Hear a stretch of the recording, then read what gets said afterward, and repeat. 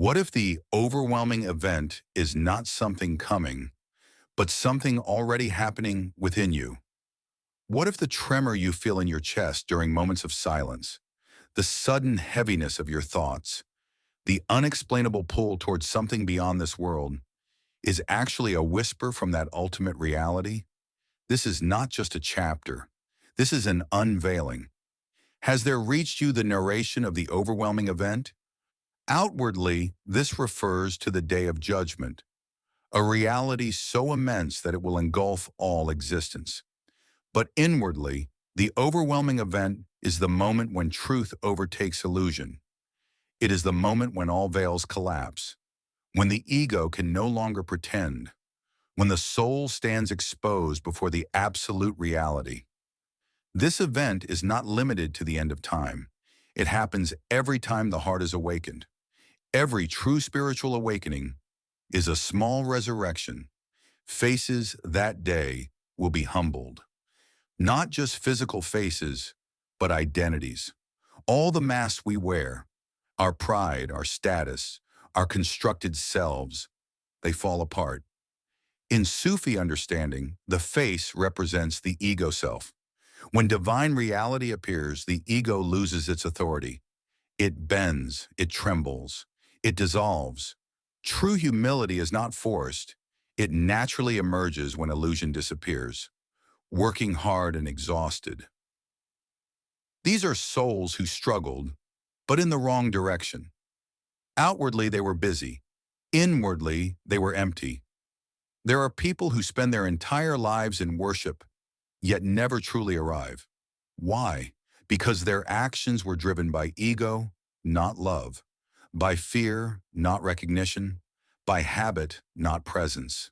Effort without arrival is the tragedy of the unaware. They will enter a blazing fire. This fire is not only physical, it is the burning pain of separation. It is the agony of realizing, I lived my entire life, but never truly knew him. The Sufis describe hell as distance from the divine. The deeper the distance, the more intense the fire. And this distance is not measured in space, it is measured in awareness. They will be given drink from a boiling spring. Water usually symbolizes life, mercy, and knowledge.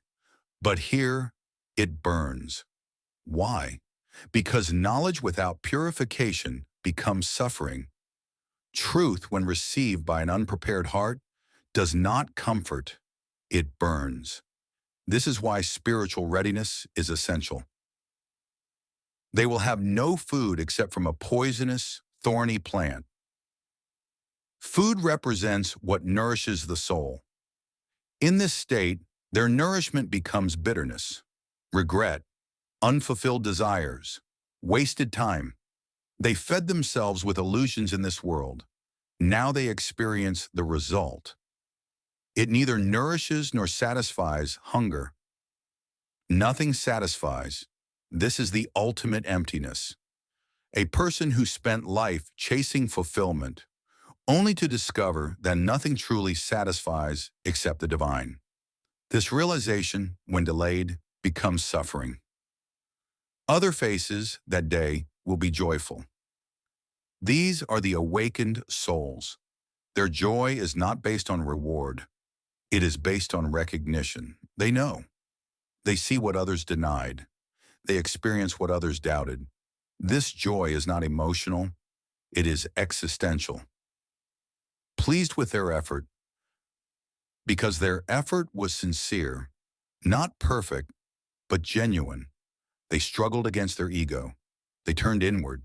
They remembered. Sincerity transforms even the smallest actions into infinite light. In a lofty garden, this garden is not just a place, it is a state of consciousness, a heart elevated beyond the material world, a soul resting in closeness to the divine. The higher the awareness, the higher the garden, where they will hear no idle talk. Silence, but not empty silence, a silence filled with presence. In this world, noise distracts. In divine presence, silence reveals. No gossip, No meaningless speech, only truth, only peace. Within it is a flowing spring. This represents the flow of divine knowledge, endless, pure, ever-renewing. The Sufis call this direct knowledge from the divine, not learned but unveiled. Within it are elevated couches, a symbol of honor and spiritual rank. But more deeply, it reflects inner stability. The soul is no longer restless. It has found its place, and cups set at hand. Everything is ready. There is no delay between desire and fulfillment, because desire itself has been purified, and cushions arranged. Comfort. The soul is at peace. No anxiety, no fear, only tranquility. And carpets spread out. Vastness. The inner world expands. A heart once restricted by ego now becomes spacious enough to reflect the divine. The shift from inner reality to outer signs. Now the surah redirects attention. Do they not look at the camels, how they are created? The camel symbolizes endurance. The Sufis see this as a reminder. The ego must be trained like a camel, disciplined, patient, and resilient. And at the sky, how it is raised? The sky represents transcendence. Your awareness is meant to rise above material limitations, but most people never look up. And at the mountains, how they are set firm. Mountains symbolize stability. On the spiritual path, one must become like a mountain, firm in remembrance, unmoved by the world. And at the earth, how it is spread out. The earth represents humility. No matter how elevated your spiritual state becomes, you must remain grounded. The final call. So remind, you are only a reminder. This is a core Sufi principle. Guidance cannot be forced. Truth can only be shown. The role of the prophet and every seeker is not to control hearts, but to awaken them. You are not over them, a controller. Spirituality is not about domination. It is an invitation. The heart opens only by divine permission.